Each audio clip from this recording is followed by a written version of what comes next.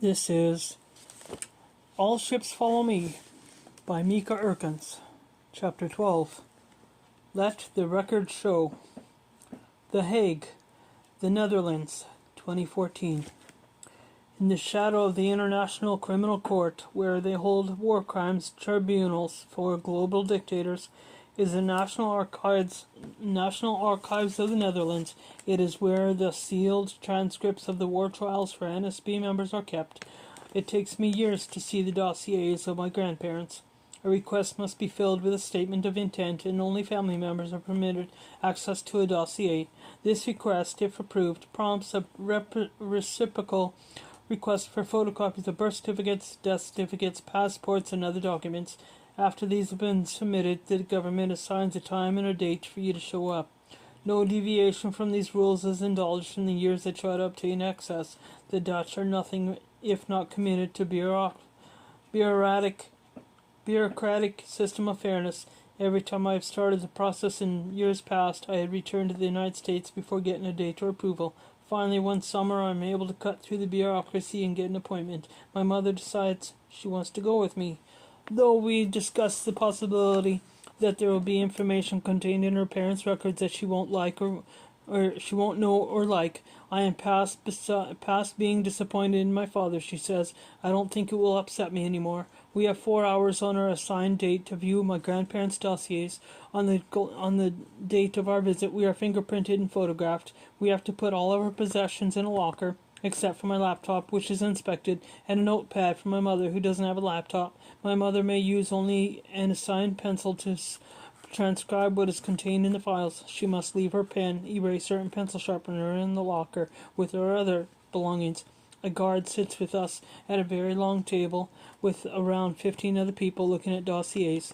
I'm struck by the knowledge that most of these people are doing what I'm doing, trying to find out the facts about their dark family histories. Hundreds of thousands of Dutch people carry their secret about their heritage.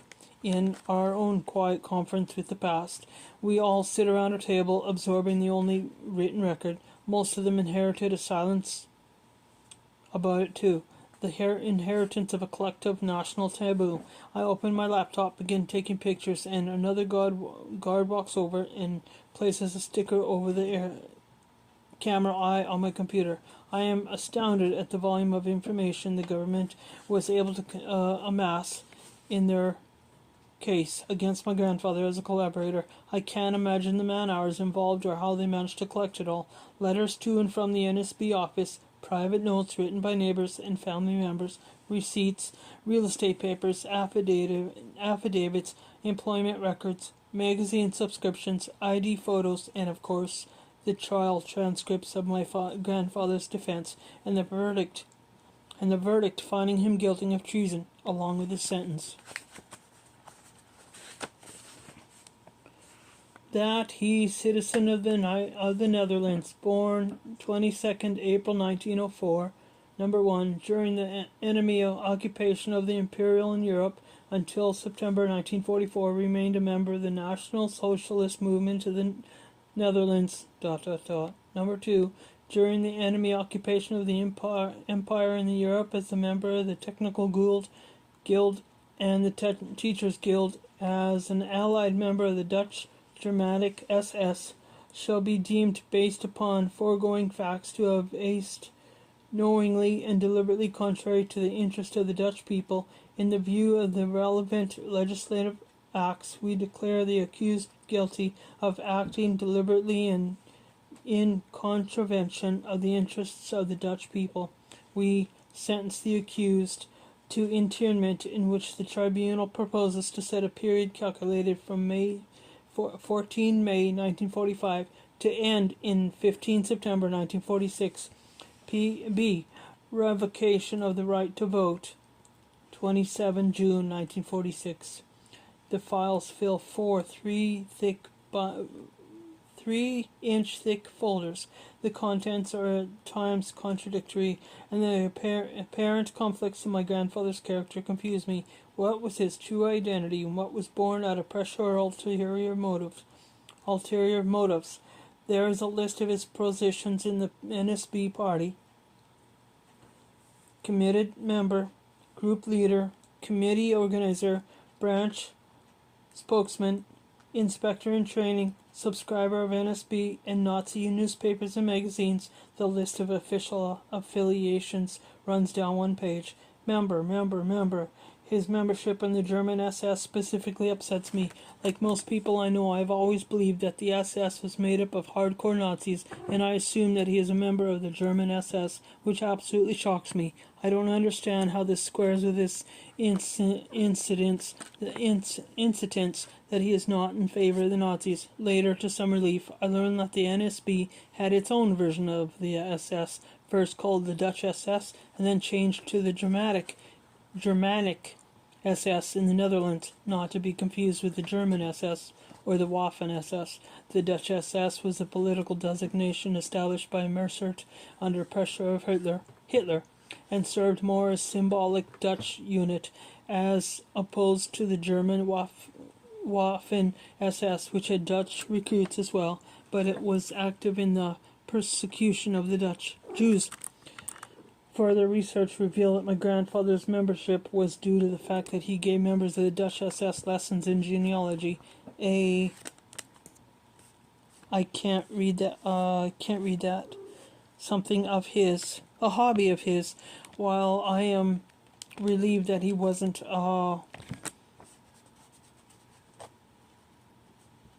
I wasn't a member of the German SS. This detail rattles me. I cannot imagine what use the NSB or the Dutch SS would have had for a lesson in genealogy, besides the obvious, a focus on Germanic bloodlines and racial purity, and, worse, a tool to track down Jewish citizens. I have no proof of this, but to my mind there can be no other explanation for the genealogy lessons. I can't know whether my grandfather was specifically aware how his lessons in methodology would be applied, but it's one of the more upsetting things I find in the dossier. It is possible that he was naive about the implications of sharing enthusiasm and knowledge of genealogy.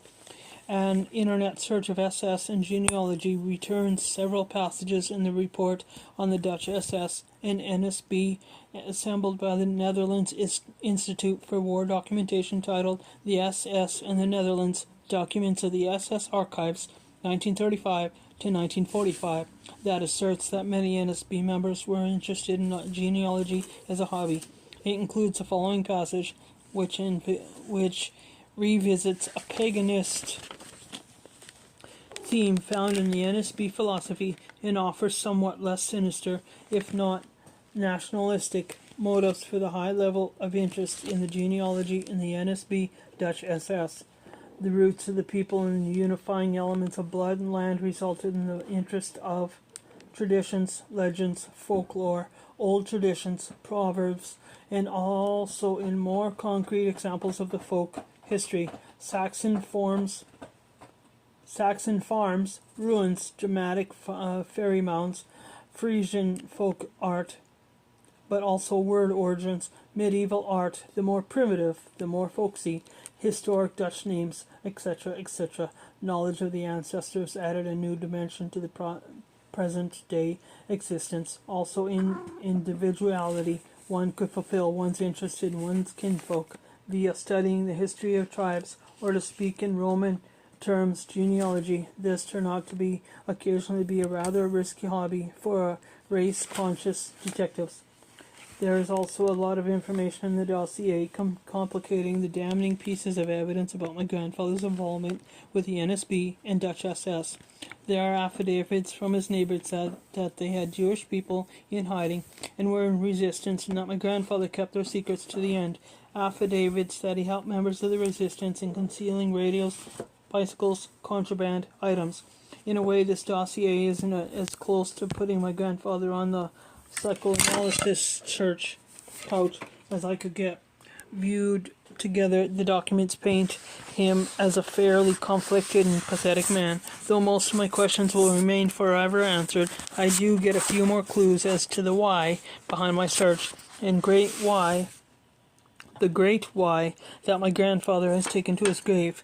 One of the more telling documents in my grandfather's letter to the NSB head office after the Nazi occupation regarding his years-long study of cryptology.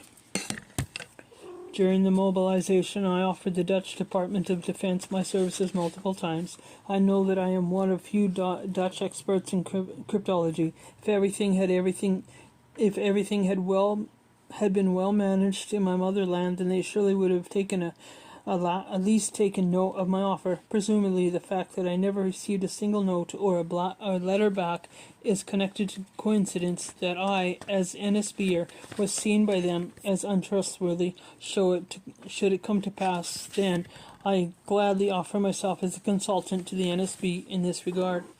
His words reek of bitterness. To me, they reflect the low self-esteem of a rejected man who, feeling the sting of disregard by his government, joins forces with the enemy purely out of spite. In the end, after the smoke of war clears and the horrible truth of it comes into view, he feels betrayed and undervalued by all parties. In a letter to the judge in his own defense, he states, "I have believed that the social needs of the Dutch people could be met by a political party that, according to its stated platform, served them. Over the course of the last few years, I have been disappointed and disillusioned in many ways.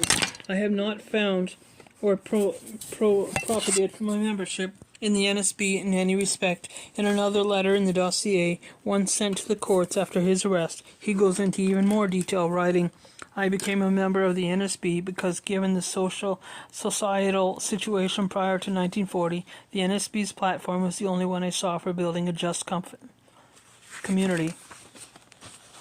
After 1940, I also believed that only that platform could help form a good society. The mistakes of the Germans can't be projected onto the NSB members. In my opinion, I never profited from the political developments after 1940, as some would have done. I rejected a number of good opportunities that were offered to me, such that I stayed true to myself. I didn't accept a radio as other Dutch people weren't allowed radios. I never bought anything on the black market. Everyone could speak to me openly about their beliefs without having to fear that I would turn them in. My students and character witnesses can attest to the fact that I consistently cursed and condemned the razzias, prosecutions, the concentration camps, etc. of the Germans. Further, I never once revealed anything. Germans never came to my house. I have never wanted to be anything but a good person. I reject the accusation of traitor with indignation. I think the aforementioned reasons are sufficient reason to release me immediately. Measured by my intentions and the way I conducted myself, it is my impression that I have not earned being arrested."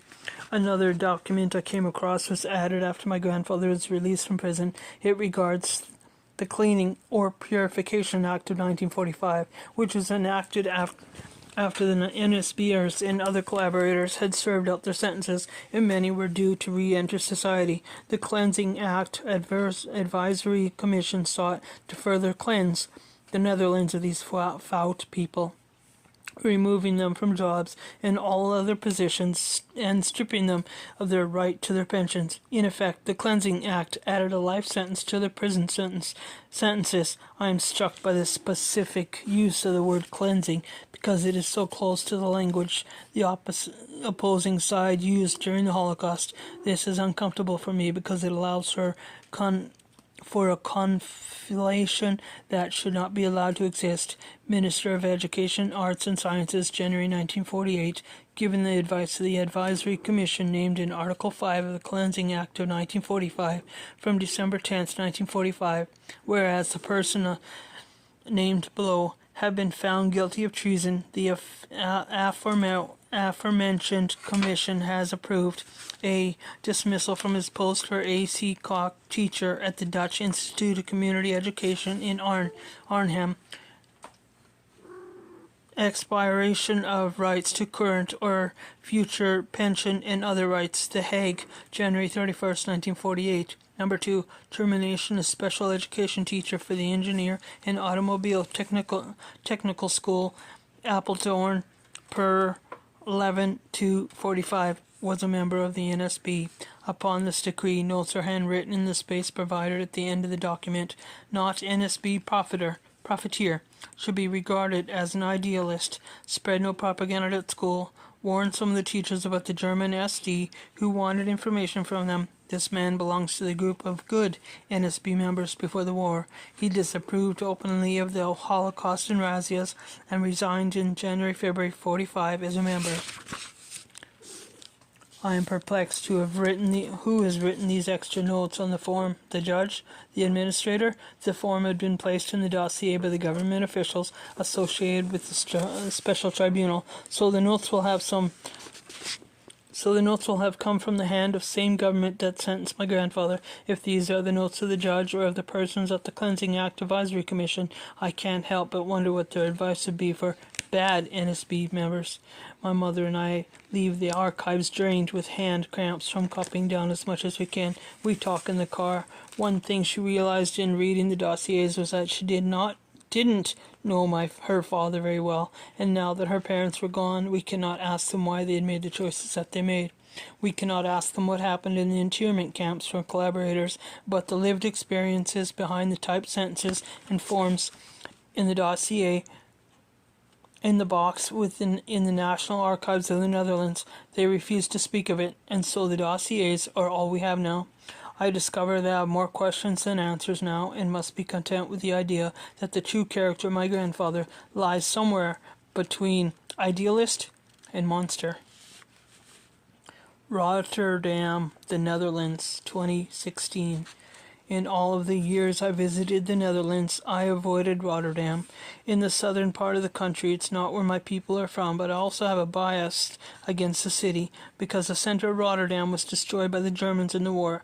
It was rebuilt in the ensuing years, and the city became a European center for contemporary architecture, perhaps because I grew up in the mid-century modern house in Los Angeles, a city of electric architecture that tears down and rebuilds as if it was changing socks.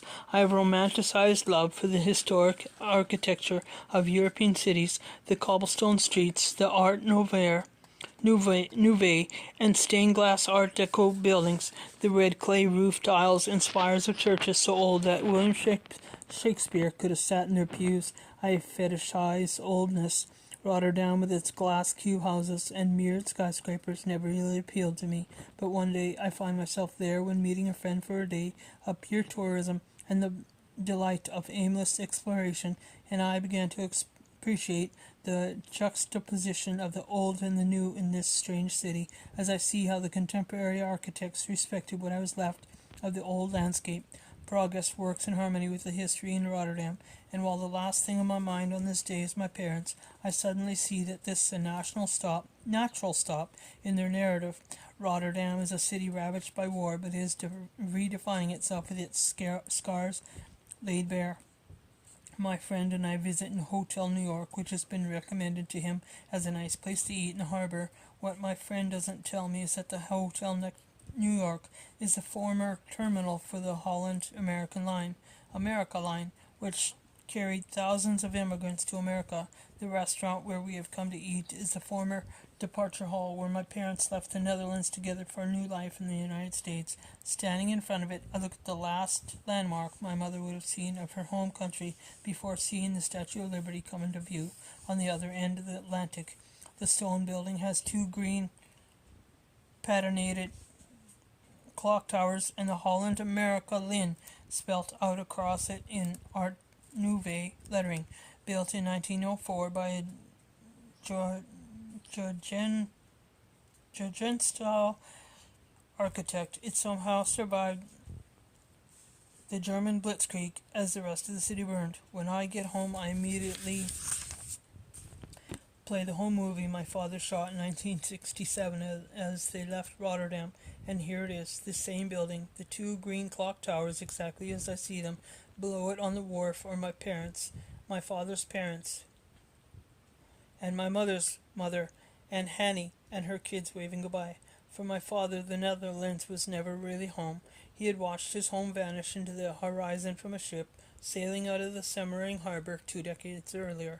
But for my mother, this was the home she loved, the home she deeply to belong to, the home she left behind, the home where she would have preferred to stay. In grainy, silent film, I see my mother standing on the deck of the SS New Amsterdam, newly married, waving her scarf to her family members standing on the quay below.